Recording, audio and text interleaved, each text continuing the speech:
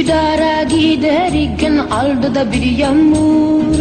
Üsküdar'a giderken aldı da bir yağmur.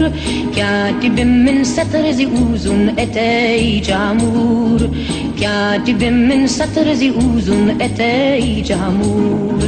Katip uykudan uyanmış gözleri mahmur.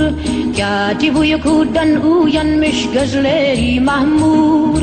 Katibin ben katibin el karışır. Katibime satarete palto ne güzel yaraşır.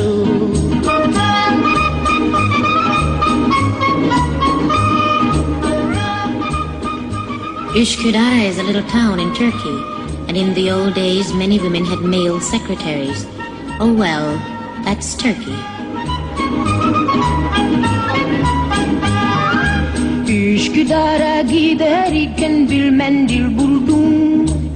Üsküdar'a giderken bir mendil buldum. Mendelemen içine de lokum doldurdum. Mendelemen içine de lokum doldurdum.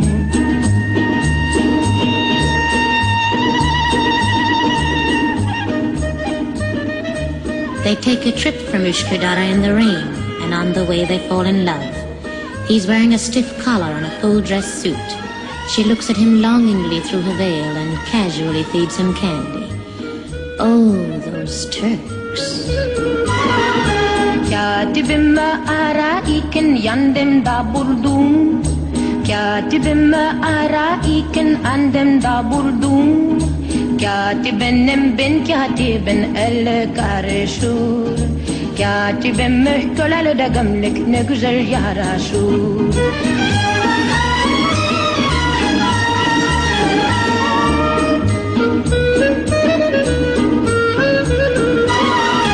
Katibime ararken yanımda buldum. Katibime ararken yanımda buldum. Katibimin ben katibin el karışır. Katibime köleyle de gömlek ne güzel yaraşır. Katibime köleyle de gömlek ne güzel yaraşır.